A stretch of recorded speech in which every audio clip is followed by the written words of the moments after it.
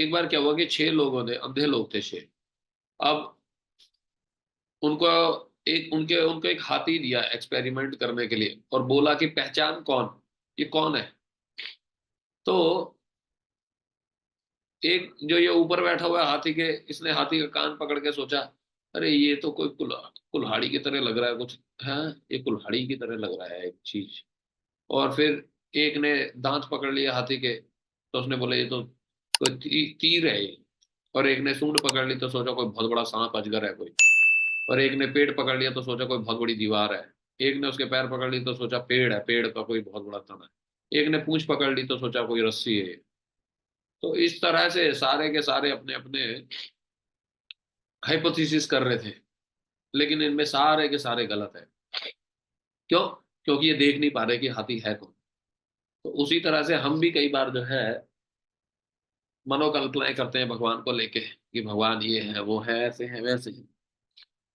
तो आज हम देखेंगे कि हम वास्तव में कैसे समझ सकते हैं कि भगवान है कौन, ऑथेंटिक सोर्स क्या है भगवान को समझने का। हाँ। सो या तो हम जो है वास्तव में 3 प्रकार से नॉलेज प्राप्त करते हैं। ठीक है। और नॉलेज किसका, कि ये सारा संसार कैसे बना है, कौन इसको ऑर्गेनाइज कर रहा है, किसने डिजाइन किया है, कौन इसका कंट्रोलर है। तो 3 प्रकार के परसेप्शन है इसमें। पहला है प्रत्यक्ष प्रमाण, डायरेक्ट सेंस परसेप्शन, जो हम अपनी आंखों से देखते हैं, अपने इंद्रियों से महसूस करते हैं, वो हो गया डायरेक्ट सेंस परसेप्शन। दूसरा है अनुमान प्रमाण, थ्योरी बेस्ड ऑन एविडेंसेस, मतलब हम जो है एक्सपेरिमेंट्स करते हैं लेबोरेटरीज में या अलग अलग तरह से प्रैक्टिकल वो करके, और फिर हम देखते हैं कि किसी निष्कर्ष पे पहुंचते हैं, जैसे साइंटिस्ट लोग वगैरह ये सब करते हैं। ठीक है। तो दूसरा हो गया, उसे कहते हैं अनुमान प्रमाण। तीसरा होता है शब्द प्रमाण, कि हम अथॉरिटीज से सुनते हैं, बोनोफाइड अथॉरिटीज से, और समझ लेते हैं, दैट्स इट। तो आज हम इन तीनों पे चर्चा करेंगे कि इन तीनों में से मोस्ट एक्यूरेट क्या है। ठीक है।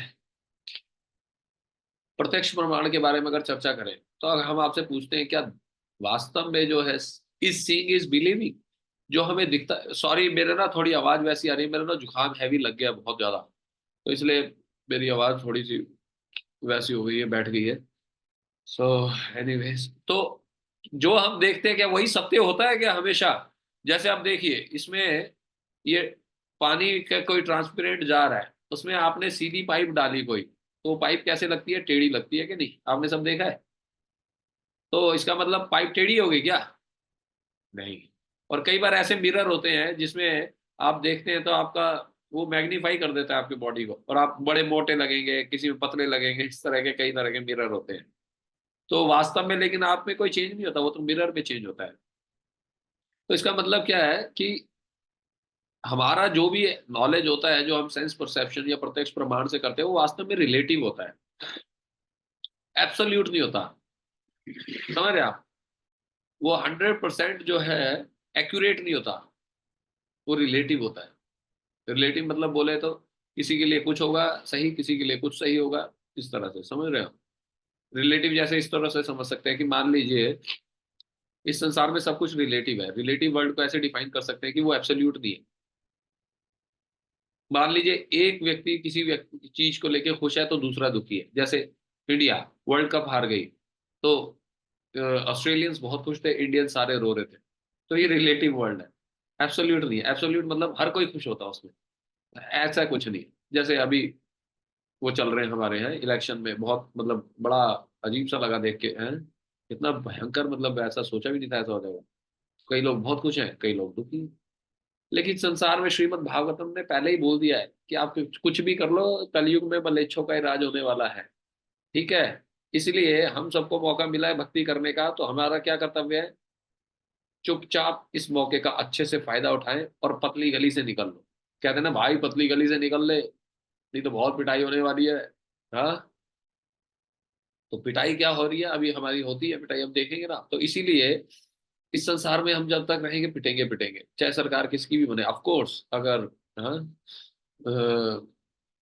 हमारे चाहने से नहीं चाहने से कुछ नहीं होता, बट स्टिल ये हमारे मेंटल थॉट्स हैं एक तरह से, कि काश ये होता हमारी लाइफ में तो ये ठीक हो जाता, वो होता तो ठीक हो जाता। नहीं, ऐसा कुछ भी नहीं। जब तक हम एब्सोल्यूट प्लेटफॉर्म पे नहीं आएंगे, हमारे कष्ट कम नहीं होने वाले। सब कुछ रिलेटिव है संसार में, एक की खुशी दूसरे का दुख, दूसरे का दुख तीसरे की खुशी। समझ रहे आप? तो उसी तरह से हमारी ये जितनी भी साइंटिफिक नॉलेज है, सारी की सारी ये रिलेटिव है, एब्सोल्यूट। क्यों नहीं है एब्सोल्यूट? क्योंकि we cannot understand the absolute truth with blunt material senses because of the following reasons। हम अपनी भौतिक इंद्रियों से एब्सोल्यूट ट्रूथ को नहीं समझ सकते, क्योंकि चार कारण है।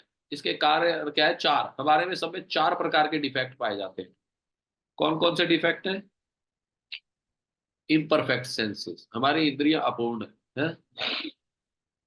जैसे कि हमने उस दिन भी चर्चा की थी कि हम एक रेंज तक ही देख सकते हैं, एक रेंज के बाद हम नहीं देख पाएंगे। या एक रेंज तक सुन सकते हैं, 20 हर्ट्ज से 20 किलो हर्ट्ज तक, उसके बाद नहीं सुन सकते। समझ रहे हैं आप? तो एब्सोल्यूट नहीं है, हमारी सेंसेस जो है इम्परफेक्ट है। यहां से बैठे बैठे हम इस दीवार के पार नहीं देख सकते कि क्या है।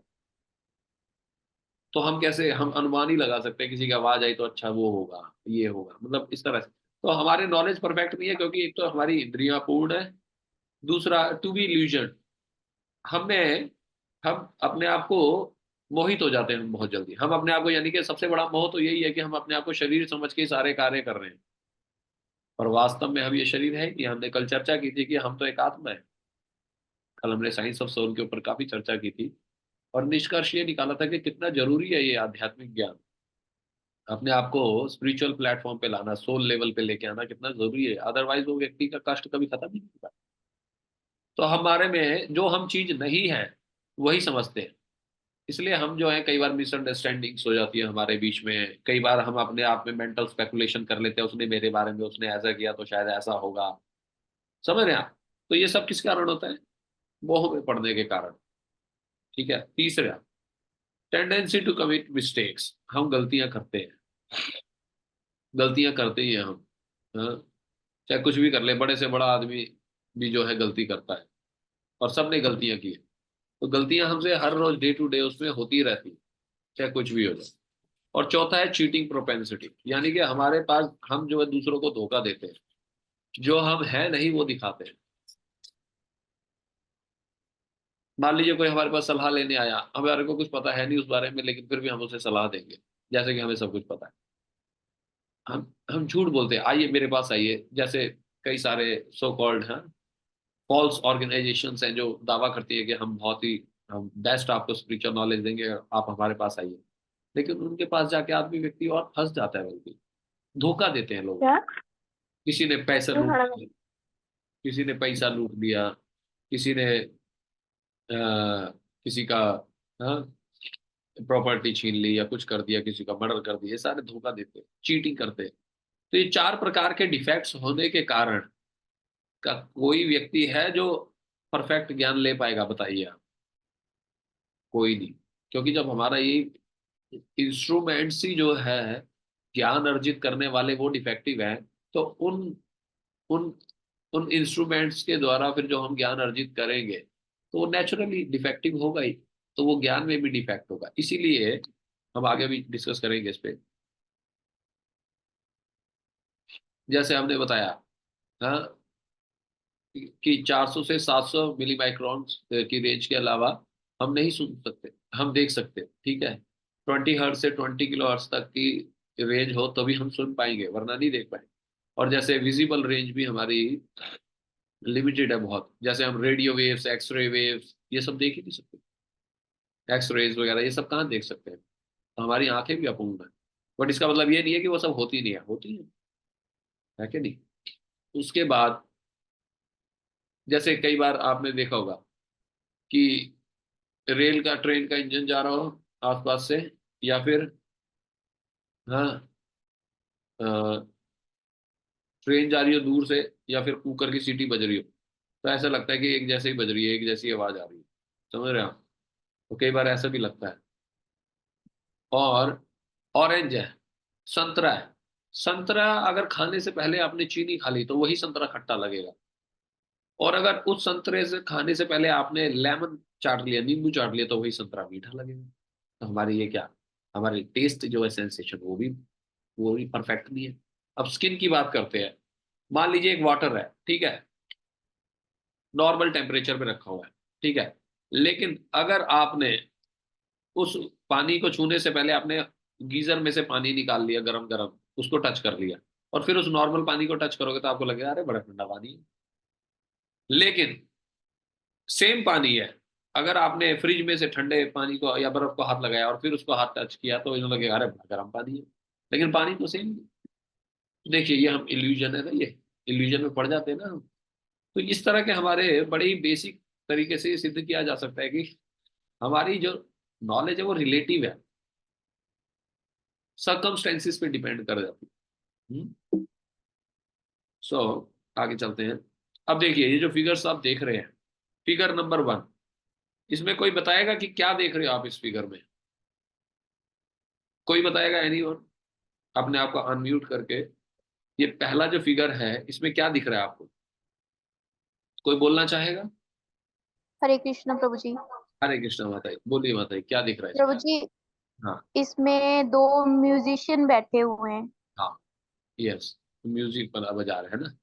लेकिन आप अगर ध्यान से देखेंगे, ये जो ये जो है पुरुष जो गिटार पकड़ रखा है जिसने हाथ में, ठीक है, उसको अगर दो और थोड़ा सा और पीछे से देखेंगे तो ये एक ओल्ड मैन की तरह भी अपीयर हो रहा है। ये एक बूढ़ा व्यक्ति है। हाँ, और ये बुढ़िया है कोई, लग रहा है, दूर से देखेंगे ध्यान से तो लगेगा जी प्रभु जी। जी कि- प्रभु जी जी। प्रभु जी। है ना। तो मतलब देख रहे हो कितना इल्यूजन, कितना वो कंफ्यूजन हो जाता है नजर में, देख लीजिए। और ये जो दूसरा फिगर है इसमें क्या लग रहा है आपको?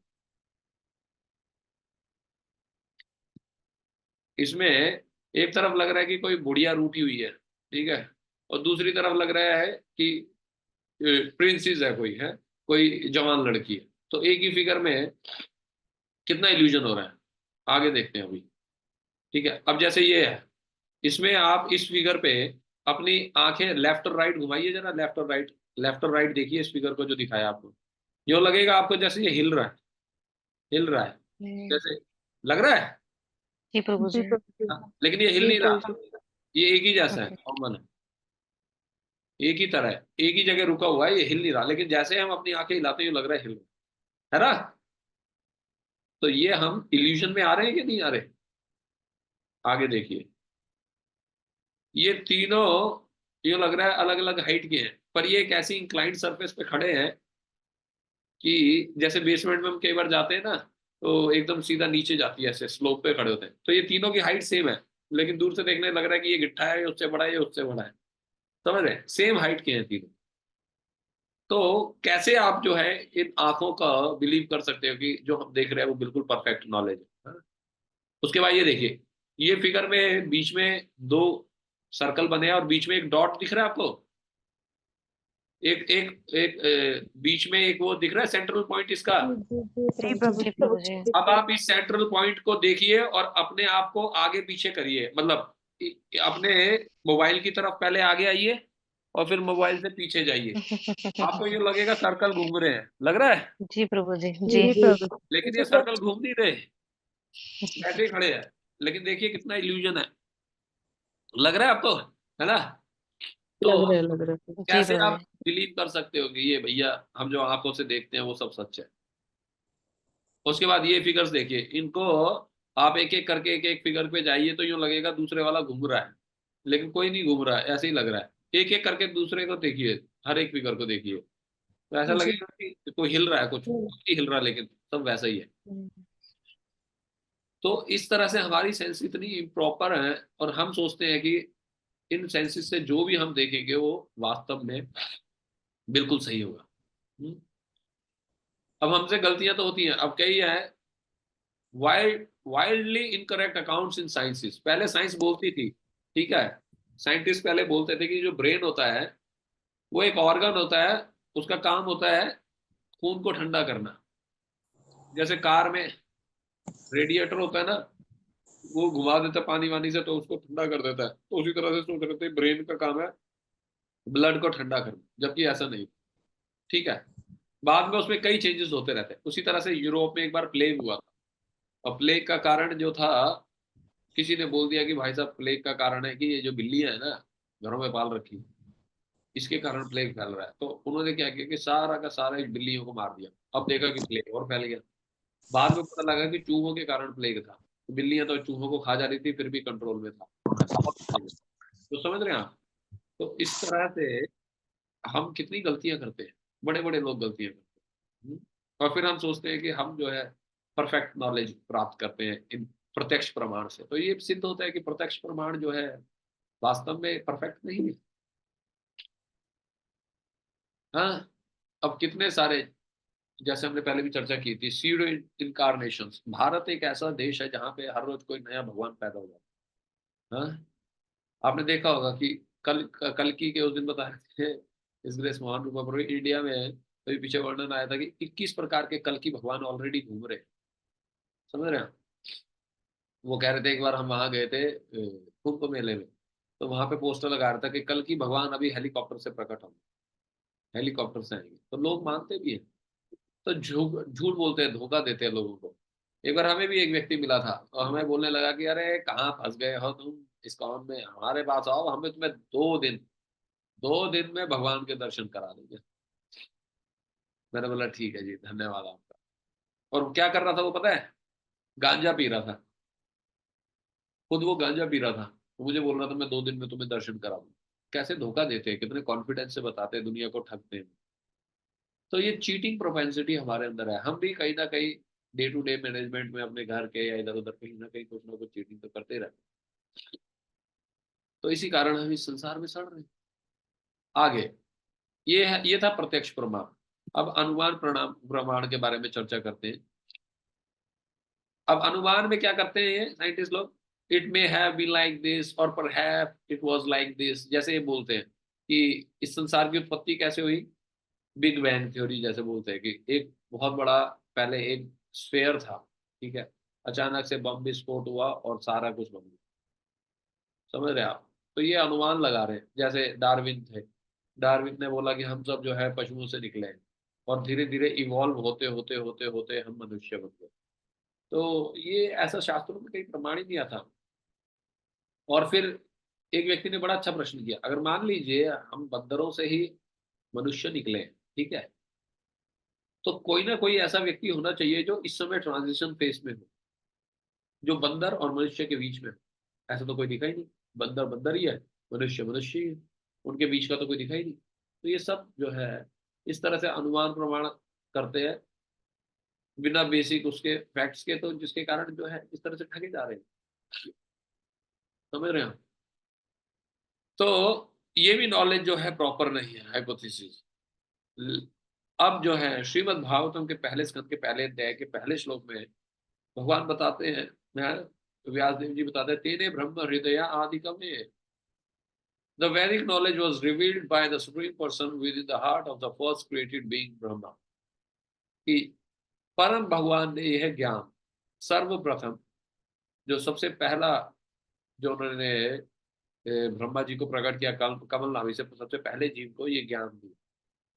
अब ये ज्ञान जो है वो परफेक्ट है। इसको कहते हैं शब्द प्रमाण। तो हमने 3 प्रकार की चर्चा की है।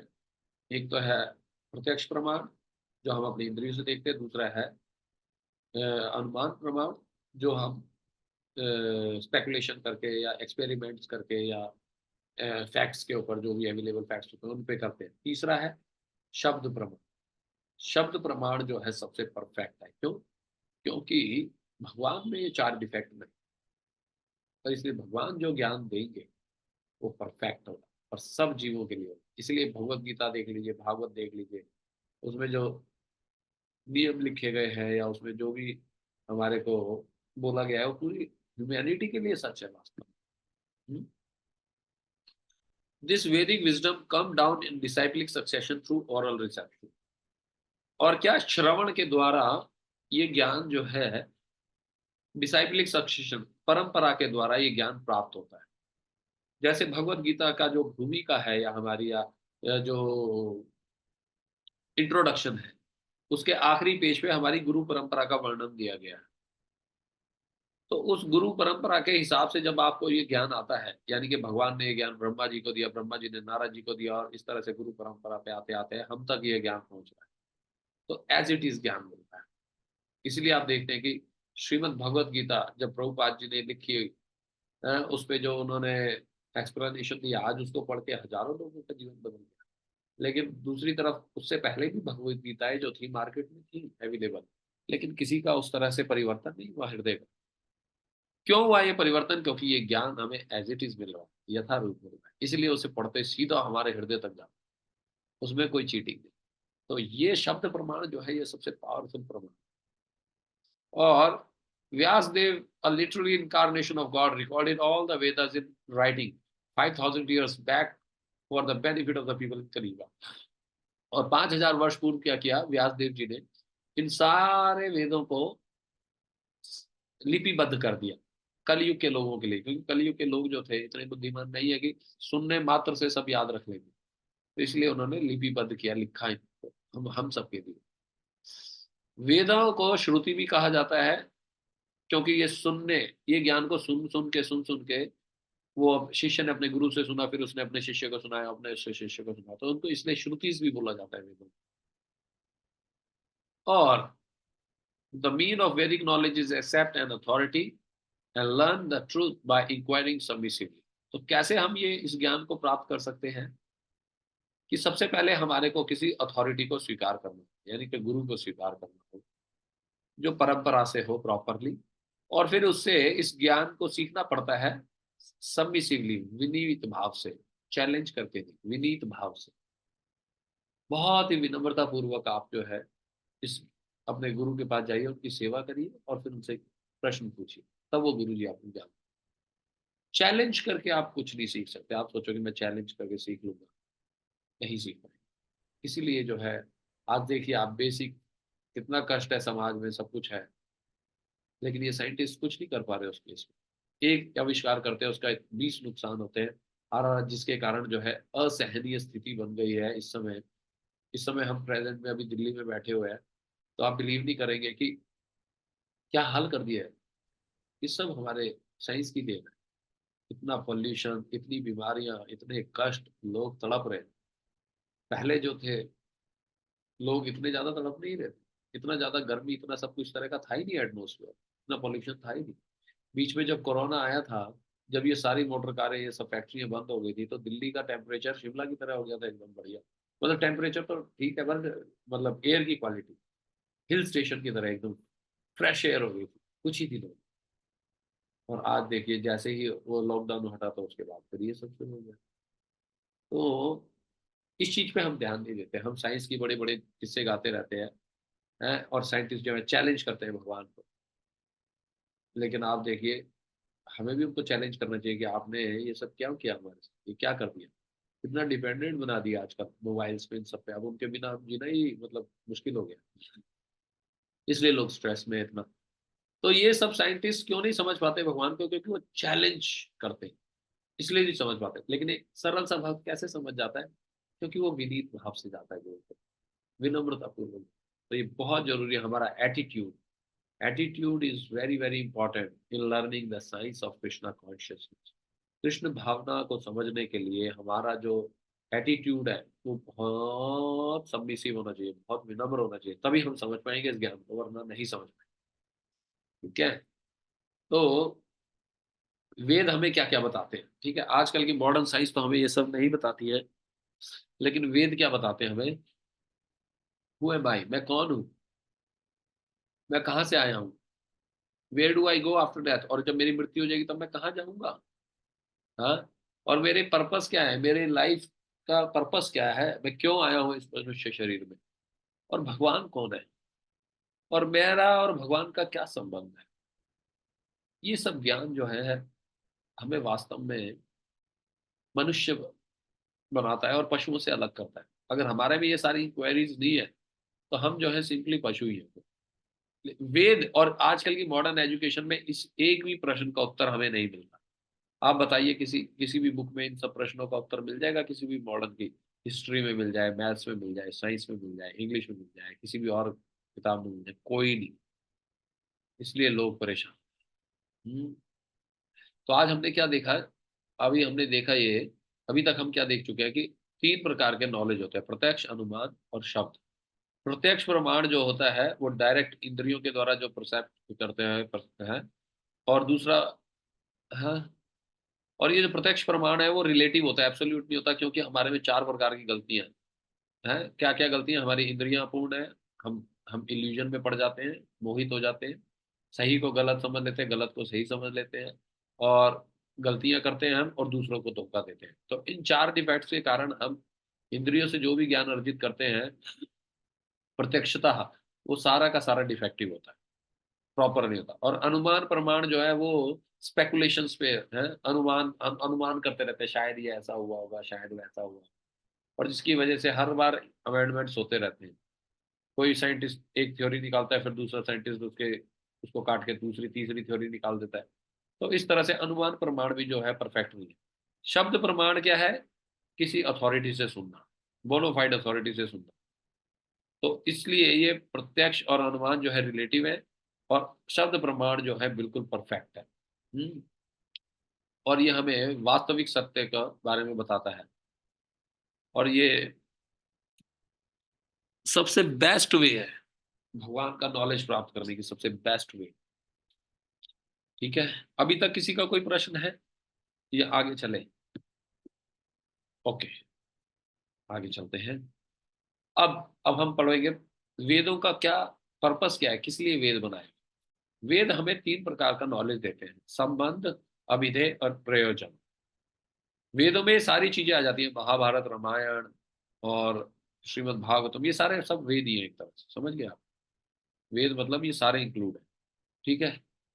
संबंध में क्या बताते हैं कि मैं कौन हूं, भगवान कौन है, मेरा उनसे क्या संबंध है, ये हो गया संबंध ज्ञान। दूसरा अभिधेय, मैं उन तक पहुंचूंगा कैसे, भगवान तक, वो प्रोसेस क्या है पहुंचने की, उसको कहते हैं अभिधेय। और प्रयोजन, और बाद में हमें मिलेगा क्या रिजल्ट फाइनल, हमारा भगवान के प्रति जो सुषुप्त प्रेम है वो जाग जाएगा, और हम भी जो है भगवान के धाम को प्राप्त कर पाएंगे, तो भगवान से अपना प्रैक्टिकल रिलेशनशिप बना। ठीक है, तो ये वेदों का पर्पस है, संबंध, अभिधेय, प्रयोजन। अब ये वेदों का ओरिजिन कहां से हुआ? अथर्ववेद में लिखा है कि भगवान श्री कृष्ण ने ये ज्ञान जो है ब्रह्मा जी को दिया, ब्रह्मा जी ने नारद को दिया, नारद ने आते आते फिर चैतन्य महाप्रभु, फिर हमारे शिला प्रभुपाद जी तक, गुरु महाराज तक, और आगे हम तक ये पहुंच रहे हैं। श्रीमद् भगवद गीता में भी भगवान ने इस बात की पुष्टि की है। चौथे अध्याय के शुरुआत में भगवान बताते हैं, एवं परंपरा प्राप्तम राज ऋषियो विदु सकाले ने हम ऐसा योग नष्टा परंतपा, कि ये ज्ञान जो है परंपरा के द्वारा नीचे आ रहा था, परंतु काल कर्म में ये ज्ञान नष्ट हो गया, इसीलिए अब ये ज्ञान मैं तुम्हें दोबारा दे रहा हूं अर्जुन। ठीक है, तो इस तरह से ये ज्ञान चलता है। कहाँ से चलता है? भगवान से सीधा आता है ये ज्ञान, और कहीं से ज्ञान नहीं आता, किसी ने लिखा नहीं है इसको, इस ज्ञान को इस तरह से नहीं है कि किसी मनुष्य ने लिख दिया हो, समझ रहे आप, और उसमें प्रॉब्लम हो चार प्रकार की, और वो फिर वो ज्ञान जो है हमें पूर्ण ज्ञान नहीं मिले। तो ऐसा नहीं है, वेद जो है एब्सोल्यूट है। भगवत गीता, भागवतम, ये जितने भी ग्रंथ है सब पे सब एब्सोल्यूट ग्रंथ है। ठीक है, इनमें कोई प्रकार की कमी नहीं। हाँ? आगे फिर वेद ऐसा सत्य बताते हैं जो कभी चेंज नहीं होता। ठीक है, यहाँ पे बता रहे कि कृष्ण ने ये ज्ञान विवस्वान को दिया। हाँ?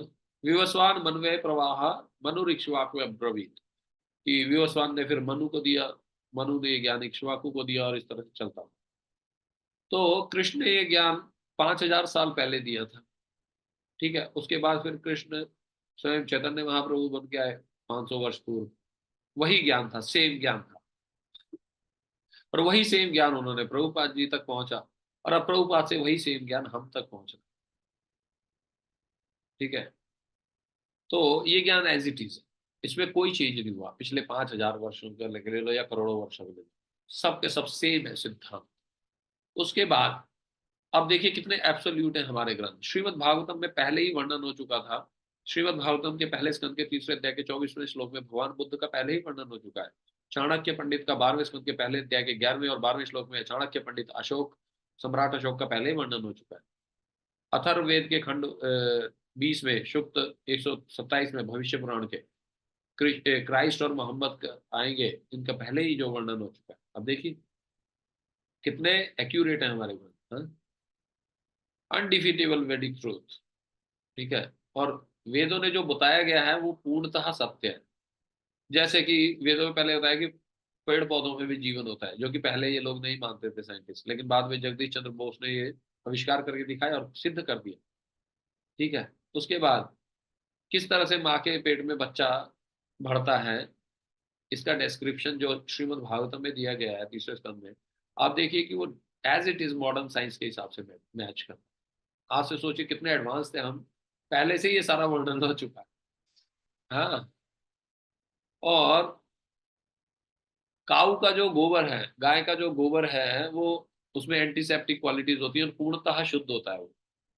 लेकिन 1940 के बाद साइंटिस्ट ने जब ये खोज किया तो उन्होंने देखा कि यस, ये सत्य है। जितने भी ये जो गाय के, देसी गाय की बात कर रहे हैं हम, गाय का जो देसी गाय का जो गोबर होता है वास्तव में एकदम एंटीसेप्टिक क्वालिटीज से भरा होता है वो। और आजकल के मॉडर्न मैन हम देख रहे हैं कि कितने योग की तरफ बढ़ रहे हैं, मेडिटेशन की तरफ बढ़ रहे हैं, वास्तुशास्त्र, एस्ट्रोनॉमी, एस्ट्रोलॉजी, जितने भी है, मेटलर्जी, ये सारे के सारे जितने भी आज लोग आकर्षित हो रहे हैं, ये वेदों में कई हजारों वर्षों पूर्व पहले ही लिख चुके हैं सब कुछ, सारा ज्ञान फॉलो कर रहे हैं। आप बताइए इनमें से एक भी चीज गलत नहीं, एक भी चीज वेदों की गलत नहीं। देखिए इसको कहते हैं एब्सोल्यूट ट्रुथ, जो हर समय हर व्यक्ति के लिए परफेक्ट हो, लागू होता हो जिसको, इसको कहते हैं एब्सोल्यूट ट्रुथ, ठीक है। अब एक व्यक्ति, ये बच्चा है रो रहा है, अब ये बोले कि अपनी माँ से पूछे कि मेरे पिताजी कौन है बताओ। हाँ, तो अगर आप साइंस एक्सपेरिमेंट करने जाओगे लैब में, मान लीजिए 200 व्यक्तियों का आपने एक लॉट लिया और उसको आइडेंटिफाई करोगे, उसके डीएनए वगैरह या सब करोगे, तो 800 साल लगेंगे ये जानने के लिए मेरा पिता कौन है। यानी कि हम जितनी मर्जी हाइपोथेसिस करते रहे, जितना मर्जी स्पेकुलेशन करते रहे, भगवान तक नहीं पहुंचा जा सकता। और दूसरा तरीका क्या है, इसको कहते हैं इंडक्टिव नॉलेज, ठीक है। दूसरा तरीका क्या है, डिडक्टिव नॉलेज। सिंपल, अपनी माँ से पूछ लो जाके, माँ मेरे पिताजी कौन है, वो बता देगी ये है आपके पिताजी, बस सिंपल। क्यों फालतू की टेंशन लेनी है, इतना ज्यादा क्यों दिमाग खराब करवाना है अपना। लेकिन हमारे को सिंपल चीज तो अच्छी लगती नहीं ना। हमें तो भाई साहब जब तक बहुत बड़ा आडंबर नहीं होगा, कुछ नहीं होगा और हमें ठगा नहीं जाएगा, तब तक हम नहीं समझ, यकीन ही नहीं होता। हाँ, तो वेदों को बताया गया है कि वेद हमारे माँ की तरह है और भगवान जो है हमारे पिता की तरह है, और माँ जो है हमारे को पिता तक ले जा सकती है। बस सिंपल, कितना सिंपल है ये, इसे एक्सेप्ट करने में क्या प्रॉब्लम है, क्या प्रॉब्लम है ना? आगे तो वैदिक प्रोसेस है, जैसे अब वैदिक प्रोसेस एग्जैक्टली आज की मॉडर्न यूनिवर्सिटी की तरह ही है। जैसे कॉलेजेस में क्या होते हैं, सबसे पहले हम एक ऑथोराइज कॉलेज ढूंढते हैं, तो उसी तरह से हमारा भी परंपरा है और संप्रदाय है। हम जो है ब्रह्म मध्व गौड़ीय वैष्णव संप्रदाय से है। पद्म पुराण में वर्णन आता है कि 4 प्रकार के प्रमाणिक संप्रदाय होंगे वैष्णवों के कलयुग में, जिसमें से एक ब्रह्म संप्रदाय है, कुमार संप्रदाय है, श्री संप्रदाय है और रुद्र संप्रदाय है। कि भगवान ने ये ज्ञान ब्रह्मा जी को दिया, एक परंपरा ये चली, फिर भगवान ने दूसरा ज्ञान जो है ये लक्ष्मी माता को दिया, वहां से एक परंपरा चली जिसे श्री संप्रदाय कहते हैं। फिर श्री कृष्ण भगवान ने ये ज्ञान जो है शिव जी भगवान को दिया और वहां से ये ज्ञान चला आगे, तो उसे रुद्र संप्रदाय कहते हैं। और भगवान विष्णु ने ये ज्ञान फिर दिया 4 कुमारों को, तो उस तरह से ये ज्ञान आगे चला, तो उसको कुमार संप्रदाय कहते हैं। तो समझ रहे हैं आप, तो इस तरह से ये ज्ञान चला है आगे। तो उसी लिए हमारे को, और हम आपसे बोले आपके आध्यात्मिक कॉलेज का नाम क्या है, तो आप बोलेंगे क्या, ब्रह्म मध्व गौड़ीय वैष्णव संप्रदाय से, ठीक है। ये आपके कॉलेज का नाम है, याद रखना हमेशा। आपको पता होना चाहिए कि इस्कॉन का जो है वास्तविक किस संप्रदाय से बिलोंग करता है, हम ब्रह्म संप्रदाय के, ठीक है। और गौड़ीय शब्द क्यों लगाया, क्योंकि चैतन्य महाप्रभु जब आए इस परंपरा में, तो उन्होंने इस परंपरा का गौड़ देश से बेसिकली शुरू हुआ था, वहां पे मुख्यतः इसका प्रचार प्रसार हुआ था, इसलिए गौड़ीय शब्द वहां से, ब्रह्म मध्व गौड़ीय वैष्णव संप्रदाय, ठीक है। तो इस तरह से हमारा कॉलेज भी है, ठीक है। उसके बाद कॉलेज में क्या होते हैं, प्रोफेसर्स होते हैं, गुरु होते हैं, आचार्य होते हैं। तो हमारे भी यहाँ पे हैं टीचर्स हैं, गुरु हैं, हमारे आचार्य लोग हैं, जिनसे हम शिक्षा दीक्षा लेते हैं, और ऑथराइज्ड बुक्स होती है कॉलेजेस में, है ना। तो हमारी वैदिक प्रोसेस ऑफ लर्निंग भी आज की तरह ही है, ठीक है। हम स्कूल में कॉलेज बुक पढ़ते हैं, और यहाँ पे हम वैदिक टेक्स्ट पढ़ते हैं, जैसे भगवत गीता है, श्रीमद् भागवतम है। तो इस तरह से अन्य अन्य और कई सारे आध्यात्मिक किताबें हैं, वो सब पढ़ते हैं, ठीक है। तो वास्तव में नॉलेज लेने का यही एक तरीका है। लेकिन जब स्पिरिचुअलिज्म की बात आती है, तो लोगों को पता नहीं क्यों इस चीज की जरूरत महसूस नहीं होती कि वो एक प्रॉपर सोर्स के पास जाए नॉलेज में। वो कहते हैं हमें मत बताइए, हमें सब कुछ पता है, अध्यात्म के बारे में हमसे मत चर्चा करिए, हम बचपन से अध्यात्म पे जो है फॉलो कर रहे हैं। तो भगवत गीता तो हम 100 बार पढ़ चुके हैं, और श्लोक सुनाएंगे ऐसे तड़ातड़ तड़ातड़ तड़ातड़, और एक भी श्लोक जो है उनके जीवन में आपको उतरता हुआ दिखेगा। क्या फायदा है ऐसे ज्ञान, क्योंकि उन्होंने ये ज्ञान प्रॉपर उस तरह से नहीं लिया सोर्स से, इसीलिए वो परिवर्तन नहीं होता हृदय में। वास्तव में ज्ञान का मतलब है परिवर्तन, हृदय में परिवर्तन होना चाहिए ज्ञान। तो ज्ञान में कब परिवर्तन होगा, जब आप ऑथराइज सोर्स से नॉलेज लेंगे, ठीक है। तो बहुत जरूरी है। तो why did God create so many religion, अब ये प्रश्न भी आता है, इतने सारे धर्म क्यों बना दिए हैं? क्या सारे पाथ सही है? क्या सारे धर्म ठीक है? और सारे के सारे धर्म क्या एक ही जगह जा रहे हैं? हमारा उन सबका लक्ष्य एक ही है? और इतने सारे डिफरेंट नेम, वर्शिप, रिचुअल, ये सब क्यों है भगवान के? हाँ?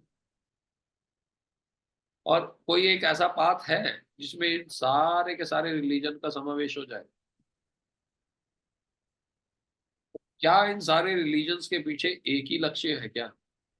तो ये सारे क्वेश्चन जनरली आते ही है सबके मन में, क्योंकि जो भी रिलीजन का होता है वो ये सोचता है कि हमारा रिलीजन सबसे बड़ा है। सनातन धर्मी होने के कारण हम भी सोचते हैं हमारा सनातन धर्म सबसे बड़ा है। मुस्लिम सोचते हैं मुसलमान सबसे बड़े हैं, क्रिश्चियन सोचते हैं क्रिश्चियनिटी सबसे बड़ी है। तो जो जो जिस चीज को फॉलो कर रहा है वो कहता है वो सबसे बड़ा, ठीक है। तो आइए इस पे थोड़ी सी चर्चा करते हैं, काफी इंटरेस्टिंग है ये टॉपिक। तो वास्तव में religion presented according to the ability of audience to digest truth. तो जिस प्रकार का ऑडियंस होती है, जिस प्रकार की जनता होती है, उस प्रकार का जो है उनको रिलीजन भगवान भेजते हैं, या तो खुद आते हैं या अपने रिप्रेजेंटेटिव भेजते हैं उनके पास, ताकि कम से कम वो उतना समझ जाए। जैसे कि जो कोई अगर स्पिरिचुअली बहुत एडवांस हो तो उसको डायरेक्ट मैसेज दिया जा सकता है, बिल्कुल डाइल्यूट करके नहीं, अनडाइल्यूटेड प्योर फॉर्म में दिया जाए, ठीक है। जैसे हम ये शरीर नहीं है, हम आत्मा है, भगवान का हम जीवेरे स्वरूप है, कृष्ण और नित्यदास, हम भगवान के नित्यदास। ये बेसिक वो है डायरेक्ट नॉलेज। उसके बाद है, लेकिन जो वास्तव में उतने इंटेलिजेंट नहीं है या स्पिरिचुअली उतने साउंड नहीं है, और जो इस निष्कर्ष को जो है वास्तव में रिजेक्ट कर देंगे कि हम भगवान के दास कहाँ से बन गए भैया, हम क्यों बने दास, हाँ, और भगवान कौन है, क्या है, क्या नहीं, 20 क्वेश्चन जिनके मन में आएंगे इस तरह के, जो चीज को समझ नहीं पाते, जिनकी कॉन्शियसनेस इतनी इन्वॉल्व नहीं हुई है, इवॉल्व। तो उसके लिए छोटे छोटे कैप्सूल में स्पिरिचुअल नॉलेज देते हैं, अलग अलग व्यक्तियों के द्वारा, जैसे जीसस क्राइस्ट, है ना। जीसस क्राइस्ट जो थे उनको, है, हम आगे चर्चा करेंगे कि जब उन्होंने ये सब जो अपने नॉलेज दिया, तो उन्होंने बोला मेरे को बताने के लिए बहुत कुछ है आपके पास, लेकिन अभी आप उस चीज को डाइजेस्ट नहीं कर पाओगे, इसलिए आपके लिए फिलहाल इतना ही फॉलो करो, ठीक है। अ, आगे तो अलग अलग स्क्रिप्चर जो है अलग अलग प्रकार के ऑडियंसेस के लिए बने हैं, अलग अलग प्रकार के जीवों के लिए बने हैं। जैसे कॉलेज में है, हम जाते हैं स्कूल में, तो बेसिक स्कूल होता है, फिर हाई स्कूल होता है, फिर कॉलेज होता है। मैथमेटिक्स में तो बेसिक में 2 - 5 जो है क्या होता है ये सिखाते हैं, छोटे बच्चे को ये सब सिखाएंगे, है, वो उतना ही सीख पाएगा। तो इसी तरह से बाइबल में बोला है कि हमारे को किसी की हत्या नहीं करनी चाहिए, इस तरह से बोला गया है। अब हाई स्कूल में ये दिखाएंगे 2 - 5, अब बच्चे को अगर ये सिखाएंगे 2 - 5, तो बच्चा तो बोलेगा ये क्वेश्चन गलत है जी, 5 - 2 होता है, 2 - 5 थोड़े होता है। लेकिन हाई स्कूल में जब पहुंचेगा तो आपको पता लग जाएगा 2 - 5 भी होता है और -3 उसका उत्तर होगा। समझ रहे हैं आप?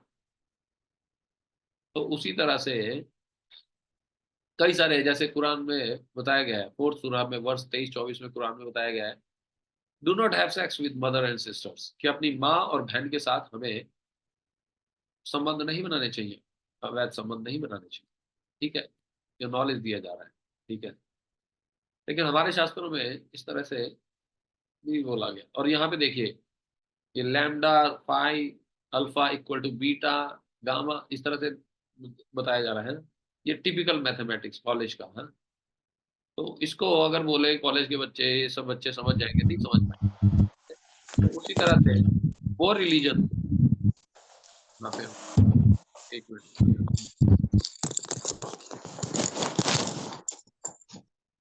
हाँ, that religion which teaches one love of God, which is unmotivated and uninterrupted, is the topmost religion. Shrimad Bhagavatam में बोल रहे हैं सबसे बड़ा धर्म कौन सा है? वो धर्म जो हमें भगवान से प्रेम करना सिखाता है किसी भी अवस्था में। और वो प्रेम कैसा होना चाहिए? बिना किसी हेतु के और बिना किसी इंटरप्शन के। यानी कि भगवान के प्रति प्रेममयी सेवा जो है, भगवान के प्रति प्रेममयी सेवा जो है, वो कभी भी बंद नहीं होनी चाहिए और बिना किसी स्वार्थ के होनी चाहिए। अब डायरेक्ट आप ये ज्ञान किसको दे हुए?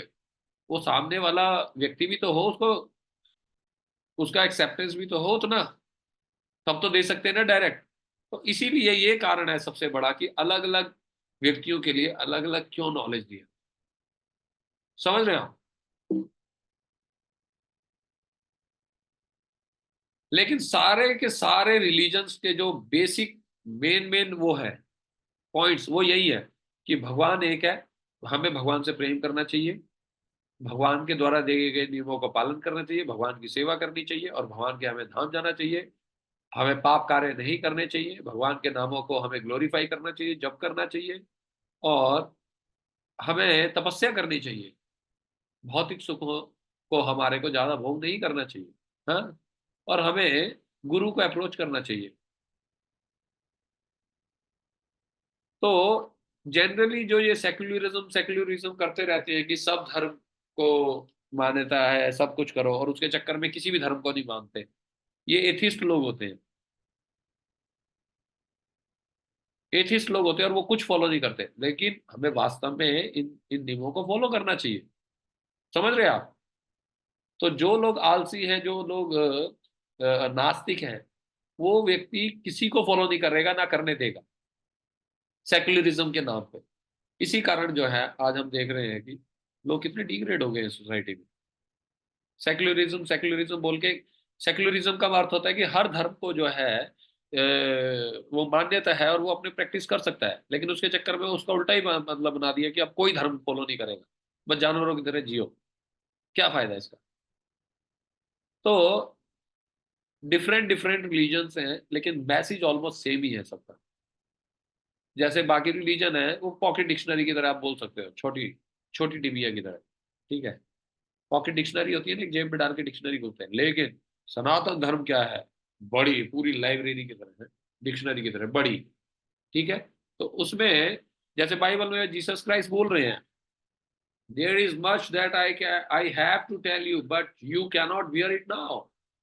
मैं तुम्हें बहुत कुछ बताना चाहता हूं, परंतु इस समय आप उसको पचा नहीं पाओगे। और भगवत गीता के 7वें अध्याय के दूसरे श्लोक में भगवान बता रहे हैं, I shall now declare unto you in full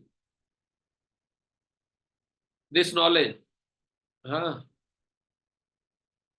knowing which nothing shall will remain to further to be known। तो अब मैं आपको ऐसा ज्ञान दे रहा हूं अर्जुन, जिसको जानने के पश्चात और कुछ जानना शेष रह ही नहीं जाएगा, यानी कि एब्सोल्यूट नॉलेज।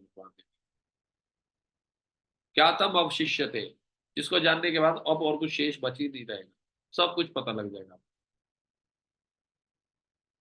समझ गया? तो ये इस तरह की बात खाली भगवत गीता में दी गई है। समझ रहे हैं आप? और आप देख भी सकते हैं जो खुद प्रैक्टिस कर रहे हैं now, they can see the difference actually.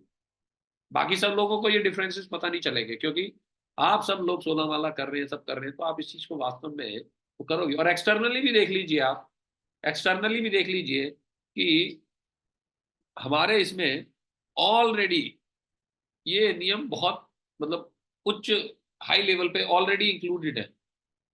आगे हम इसका चर्चा करेंगे। जैसे मीट ईटिंग के बारे में इस्लाम में क्या बोला गया है कि आप जो है हर प्रकार का मीट खा सकते हैं, खाली कुत्ते और सुअर का मीट छोड़ के, ठीक है। क्रिश्चियनिटी में बताते हैं कि कम से कम शुक्रवार को मीट मत खाओ, हाँ। लेकिन सनातन धर्म में बोलते हैं मीट ईटिंग जो है एक पापमय जीवन है, हाँ, एक सिंफुल लाइफ का पिलर है, ठीक है। दया नहीं होती उसमें, हाँ। तो अगर आप वास्तव में स्पिरिचुअल लाइफ को फॉलो करना चाहते हो, तो तब तक आप स्पिरिचुअल लाइफ फॉलो नहीं कर सकते जब तक आप दूसरों पे दया नहीं दिखाओगे। समझ रहे हो? भगवान के द्वारा बनाए गए हर जीव के ऊपर हमें दया दिखानी है, ये सनातन धर्म बोल रहा है हमें ऑलरेडी। तो इसमें इस्लाम में और क्रिश्चियनिटी में जो बताया गया है, इस वाले में ऑटोमेटिक वो इंक्लूड हो ही गया। समझ रहे हैं हम? आगे देखिए, सनातन धर्म जो है हमारा, वो सबसे प्राचीन धर्म है। भगवत सनातन धर्म कहाँ से आया है? जब से शुरुआत हुई है इस सृष्टि की, तब से ही चला आ रहा है। और भगवत गीता जो है अर्जुन को भगवान ने 5000 वर्ष पूर्व बोली, ये तो अभी फैक्ट है, मौजूद ही है। और बुद्धिज्म जो है 2500 वर्ष पहले आया, क्रिश्चियनिटी 2000 वर्ष पहले आई, इस्लाम 1300 वर्ष पहले आया। लेकिन सनातन धर्म तो शुरू से ही आ रहा है, उसका तो कोई रीजन ही नहीं है, तब से चला आ रहा है। समझ रहे हैं आप? तो आप देखिए कि we belong to such a highest religion, हमें गर्व करना चाहिए। तब कहते हैं कि हमें इंडियंस होने पे गर्व करना चाहिए। अब कर सकते हैं, अगर आप अपने स्क्रिप्चर्स को फॉलो कर रहे हैं, पढ़ रहे हैं, तब आप अपने आप को हिंदू बोल सकते हैं, हाँ। और तब आप अपने आप को गर्व कर सकते हैं। वरना किस चीज का गर्व? अगर आपको अपने ग्रंथों का नॉलेज नहीं है, तो फालतू में एक्सटर्नली अपने आप को इंडियन इंडियन बोलने से कुछ नहीं होने वाला। आपको घुसना चाहिए डेप्थ में, अच्छे से स्क्रिप्चर्स पढ़ने चाहिए, तब आपको पता चलेगा कि हमारा संस्कृति कितनी महान है, हाँ। Depth of verifiable and inconceivable information in Vedas is far greater than other scriptures. जो वेदों में बताया गया है वो ऑलरेडी हमारे जो दूसरे धर्म के रिलीजन्स में जो बताया गया, ऑलरेडी वेदों में उससे कहीं गहरा नॉलेज दिया गया है।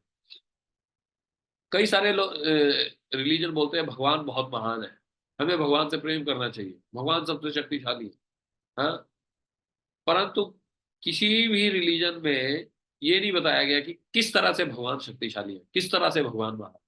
हमारे स्क्रिप्चर से बताया गया है कि भगवान जो है षडैश्वर्य पूर्ण होते हैं, सबसे सुंदर है, सबसे ये है, ये पूरा एक्सप्लेन किया गया है। और कैसे भगवान को सारा पूर्ण ज्ञान है, और किस तरह से भगवान को प्रेम करना चाहिए, और किस तरह से भगवान हमें प्रेम करते हैं, और हमारे को किस तरह से प्रेम करना चाहिए, ये सब बताया गया है हमारे सनातन धर्म। तो प्रकृति के 3 गुणों के हिसाब से अलग अलग सत्वगुण, तमोगुण और रजोगुण, गुडनेस, पैशन और इग्नोरेंस में जो व्यक्ति जैसा होता है उसको उस तरह का ज्ञान दिया जाता है। क्योंकि अगर गुडनेस वाले को इग्नोरेंस वाला ज्ञान दोगे, उसे समझ नहीं आएगा, हाँ। इग्नोरेंस वाले को गुडनेस का ज्ञान दोगे, समझ नहीं आएगा। पैशन वाले को गुडनेस का ज्ञान दोगे, समझ नहीं आएगा।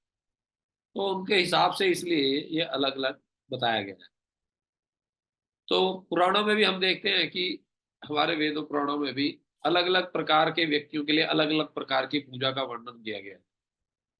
तो भगवान शिव कहते हैं अपनी वाइफ को, ओ ब्यूटीफुल लेडी, पार्वती माता को बता रहे हैं कि जो विष्णु है, विष्णु पुराण, नारद पुराण, भागवत पुराण, गरुड़ पुराण, पद्म पुराण, वराह पुराण, ये जितने भी हैं सारे सत्वगुणी पुराण, सत्वगुणी नॉलेज मिलेगा। ब्रह्मांड पुराण, ब्रह्म वैवर्त पुराण, मार्कंडे पुराण, भविष्य पुराण, वामन पुराण, ब्रह्म पुराण, ये जितने भी हैं सारे तो इसमें रजोगुण में लिखे गए, रजोगुणी व्यक्तियों के लिए लिखे। तो खैर भगवान ने तो ये सारे एब्सोल्यूट नॉलेज है, पर ये रजोगुणी व्यक्तियों के लिए है। और मत्स्य पुराण, ऑनलाइन बॉक्स में चला सर क्राउन के अंदर सो ही नहीं कितना दिखते दिखते। लिंग पुराण, शिव पुराण, स्कंद पुराण, अग्नि पुराण, ये सारे उन व्यक्तियों के लिए जो इग्नोरेंस में, समझ रहे हैं आप। तो वेदों में भी कई प्रकार के शाखाएं हैं, इसीलिए इतने सारे, वो वास्ट है, इतना बड़ा है, इतना फैला हुआ है ये नॉलेज, ताकि हर प्रकार का व्यक्ति जो है आध्यात्मिक उन्नति कर पाए। अब जैसे कई सारे वर्शिप, भगवान की पूजा भी तीनों गुणों में होती है, सतुगुण, तमोगुण, रजोगुण। अब जैसे इग्नोरेंस में कैसे पूजा कर सकते हैं, क्या करेंगे? जैसे तमोगुणी लोग भी भगवान शिव की पूजा करते हैं, कैसे करते हैं? जैसे भस्मासुर की कहानी आती है, उसने बोला कि मेरे को ऐसा वरदान दो कि जिसके सर पे हाथ रखूं भस्म हो जाए वो। भगवान ने बोला ठीक है, तो था। अब उन्होंने बोला भगवान एक मिनट जरा आएंगे, आपके सर पे हाथ रख के देखो, जरा एक्सपेरिमेंट करूंगा आपने ठीक किया है कि नहीं। अब भाई साहब शिव जी परेशान हो गए, शिव जी कहने यार अजीब आदमी है यार, और लगा भागने शिव जी के पीछे। बड़ी मुश्किल से फिर भगवान विष्णु ने उनको बचाया, समझ रहे हैं आप। तो कई सारे जो हैं इस तरह की तपस्या भी करते हैं, क्या करेंगे? अपना मांस काट लेंगे, अपनी नाखून कीले चुभा लेंगे। आपने देखा होगा कई बार पिक्चर्स में ना, उसने अपने मुंह में कीले ठोक रखी है, हर जगह खून निकाल रखा है, चमड़े पे मार रहे हैं, वो अपना चाबुक मार रहे हैं अपने ऊपर। ये तमोगुणी इस तरह की पूजा होती है। कई भांग पी रहे हैं, चरस पी रहे हैं, भोले का प्रसाद ऐसे करते हैं। तो वास्तव में शिवजी भगवान कभी नहीं करते ये सब। वो तो अपनी, वो जो इस तरह के व्यक्ति होते हैं वो खुद ही एडिक्टेड होते हैं इस चीजों के ना, वो गलत प्रचार करते हैं वहां पर। लेकिन शिव जी भगवान इतने कृपालु है कि ऐसे लोगों को अपनी शरण में ले लेते हैं। लेकिन इसका मतलब ये नहीं कि शिव जी जो है चरस पीते हैं, चिलम पीते हैं। और कई लोग जो है मांस, मदिरा है, और प्रकार के अलग अलग अस्पृष्ट वस्तुओं के साथ बड़े बड़े देवी देवता को बलि देते हैं, जो करते हैं। तो ये सारी तमोगुणी पूजा है, ठीक है। कई, तो ये इस तरह के भी वर्शिप करते हैं कई लोग, ठीक है। अब जैसे हिरण्यकशिपु ने वर्शिप की, ये मोड ऑफ पैशन पे वर्शिप है। उन्होंने क्या किया? कितनी भयंकर तपस्या की, किस लिए? कि मैं पूरे संसार पे जो है प्रभुत्व जमा लूं, और मैं पूरे संसार का एकमात्र भोक्ता मैं ही बनूं, समझ रहे हो। तो ये इसको मोड ऑफ पैशन में किया गया, रजोगुणी तपस्या। लेकिन शंकराचार्य क्या कहते हैं? शंकराचार्य कहते हैं एकम शास्त्रम देव की पुत्र गीतम, एको देवो देव की पुत्र एव, एको मंत्र तस्य नमानि यानि कर्मापि एकम तस्य देवस्य सेवा। गीता महात्म्य के 7वें श्लोक में ये बताते हैं हमारे शंकराचार्य जी कि let there be one common. चलिए वहां मतलब पूरे संसार में केवल एक ही स्क्रिप्चर होना चाहिए, भगवत गीता। हाँ, एक ही भगवान होना चाहिए, देव की पुत्र श्री कृष्ण, और एक ही मंत्र होना चाहिए, हरे कृष्ण कृष्ण कृष्ण हरे हरे, हरे राम राम। और चलिए एक ही सेवा होनी चाहिए सबकी, क्या? भगवान श्री कृष्ण की सेवा। अब देखिए, हैं, ये कहते हैं कि मायावादी हैं, मायावादियों के जो मेन फाउंडर आचार्य हैं कौन? श्रीपाद शंकराचार्य जी, जो स्वयं शिव जी है। तो वो क्या कह रहे हैं? लेकिन मायावादी कभी इस श्लोक को इस तरह से नहीं प्रचार प्रचार करते, बाकी सारी चीजें बोलते। क्यों नहीं बोलते भाई? और ये स्वयं उनके गुरु जी ने लिखा है। इसीलिए हमारे को बहुत गर्व महसूस होना चाहिए। अब आगे सनातन धर्म का मतलब होता है हमारा इटर्नल फंक्शन, इटर्नल ड्यूटी। क्या? भगवान की सेवा करना, ये शाश्वत, जो धर्म कभी भी चेंज नहीं होता उसको सनातन धर्म कहते हैं, शाश्वत धर्म। और हमारा क्या सनातन धर्म है? जीवेरे स्वरूप है कृष्ण नित्य दास, हमें भगवान के नित्य दास बस, और कोई भी धर्म नहीं है। तो total absorption of mind and senses in the service of God, the real art of living, such is the real art of living. Such absorption will enable one to transfer himself to the kingdom of God. तो अगर हमारा बस एक ही कर्तव्य है कि हम पूरा एब्जॉर्ब रहे दिन रात भगवान की सेवा में, हमें इस स्थिति पे पहुंचना है, ये लक्ष्य है मनुष्य जीवन का। और ये सारे हमारे हमें स्क्रिप्चर्स बताते हैं।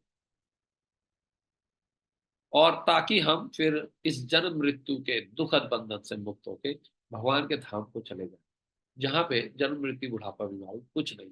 मनुष्य जीवन का ये लक्ष्य, ठीक है। श्रीमद् भागवतम के पहले स्कंद के दूसरे अध्याय के 6 श्लोक में भी भगवान बताते हैं, सवै पुंसा परो धर्म यतो भक्ति रथोक्षजे अहेतुकी अपरतिहता यात्मा सुप्रसिद्धति।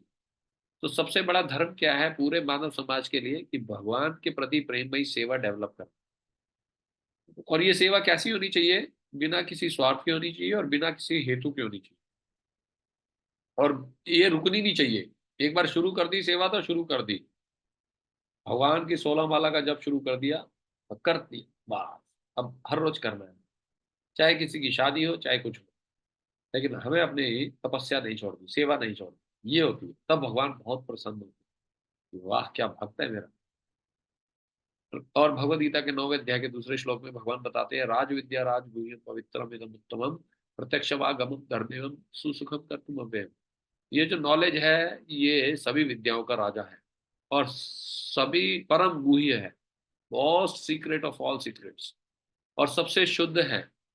और क्योंकि ये डायरेक्टली है ना, आप इसको रियलाइज कर सकते हो, अपने अनुभव कर सकते हो, डायरेक्ट प्रत्यक्ष अनुभव कर सकते हो इसको, और इसीलिए इसको परफेक्शन है, ये सबसे परफेक्ट नॉलेज है। धर्म का सबसे परफेक्शन क्या है? भगवान के प्रति प्रेममयी सेवा डेवलप करना है, और ये शाश्वत है, और इसको जो है बड़े ही आनंद पूर्वक जो है इसको फॉलो किया जा सकता है। हर कोई जो है इसे बड़े आनंद पूर्वक संपन्न कर सकता है। और आपने अनुभव किया, आप कितने समय से, लगभग कई सालों से आप सभी लोग जुड़े हुए हैं और 16 माला का नियमित जप कर रहे हैं, भागवत की कक्षाओं में नियमित रूप से आ रहे हैं। तो क्यों आ रहे हैं? आपका आना ही इस चीज का प्रूफ है कि आपको आनंद आ रहा है इस चीज में, है कि नहीं? तो इतना महान है हमारा ग्रंथ, जिनको ये लोग सारे कहते हैं, सारे के सारे लोग क्या कहते हैं, ये क्रिश्चियन लोग या जितने भी है, ये सब झूठ है, मिथ्या है। बताइए कितना गलत, कितना गलत प्रचार। आज जब हमारे बच्चे हमारे ग्रंथों को माइथोलॉजीज बोलते हैं तो कितना दुख होता है। इंग्लिश में हमारे ग्रंथों को ये शब्द दिए है, माइथोलॉजी, झूठ। मिथ मतलब झूठ, गलत। कितने खतरनाक लोग हैं, और हम उसी इंग्लिश को जो है इतना ऊंचा करके गर्व महसूस करते हैं बोलने में। खैर ये तो एक बात की बात है, बट उसी इंग्लिश का प्रयोग करके प्रभुपाद जी ने देखिए कितना जोरदार प्रचार किया पूरे संसार। तो इंग्लिश लैंग्वेज की सबसे बड़ी परफेक्शन यही है कि प्रभुपाद ने उसमें उस लैंग्वेज में अपने ग्रंथ लिखे, वरना इस मलेश लैंग्वेज की और कोई फायदा नहीं। आगे, Shrimad Bhagavatam is the mature fruit of all वैदिक लिटरेचर। श्रीमद् भागवतम का है पका हुआ फल है सारे वेदों का, क्योंकि ये सबसे बाद में लिखा वेद व्यास जी ने, और इसको लिख के वो पूर्णतः संतुष्ट हो गए। निगम कल्पतोर गलितम सुखम मुखात अमृत द्रव्य संयुतम पिबत भागवतम रसमालयम मुहुरहो रसिक भूमि भावुका। ओ एक्सपर्ट और थॉटफुल मैन, हे समझदार व्यक्तियों, हैं इस श्रीमद् भागवतम को आनंद उठाओ। है ये पका हुआ फल है, पूरे कल्प वृक्ष के समान जो वैदिक हैं, वेद हैं हमारे, उन सभी कल्प वृक्ष के समान वेदों का ये पका हुआ फल है। और क्योंकि ये सुखदेव गोस्वामी के मुख से निकला है, अब ये और मीठा हो गया है, और आनंद और इसको हम आनंद ले लेके इसको कर सकते हैं। और इसको जो है लिबरेटेड भी जो हो चुके हैं, जो परम हंस जो है, वो भी इसको जो है आनंद उठाते हैं इस रस को पीने में। तो आप भी उठाइए। जैसे तोता होता है ना, तोता किसी फल को चोंच मार दे तो वो फल और मीठा हो जाता है। तो उसी तरह से सुखदेव गोस्वामी ने क्योंकि इसका वर्णन किया है, कि श्रीमद् भागवतम अब और रिलीशेबल है। सो बहुत बहुत धन्यवाद आपका। आपको सब है, बड़ा अनुभव गर्व महसूस होना चाहिए कि हम इतने हायर, इतने हायर सिद्धांत को जो है हम अपने जीवन में उतारने का प्रयास कर रहे हैं, और हमारा रिलीजन कितना महान है वास्तव में, और इसका कहीं भी प्रचार प्रसार नहीं हो रहा है। तो इसलिए मेरी आप सबसे रिक्वेस्ट है कि अब ईच वन प्रीच वन, आप सबको भी अब प्रचारक बनना है। और वास्तव में प्रचार जो है सनातन धर्म को बचाने का कार्य जो है प्रभुपाद ही कर रहे हैं। और प्रधानमंत्री नरेंद्र मोदी जी ने भी इस चीज को रिकॉग्नाइज किया था, जब उन्होंने उनके 125वीं सालगिरह में वो 125 रुपए का सिक्का जो है वो उसका इनोग्रेशन किया था। तो उसमें उन्होंने बोला था वास्तव में इस चीज को, कि अगर प्रभुपाद, आज जो सनातन धर्म का पूरे वर्ल्ड में जो रेस्पेक्ट है वो इसलिए है क्योंकि प्रभुपाद ने उसका इतने अच्छे से प्रचार प्रसार। तो हमारा भी ये कर्तव्य बनता है कि हम भी इसका प्रचार प्रसार करें अच्छे से और अपने जीवन में पहले उतारें।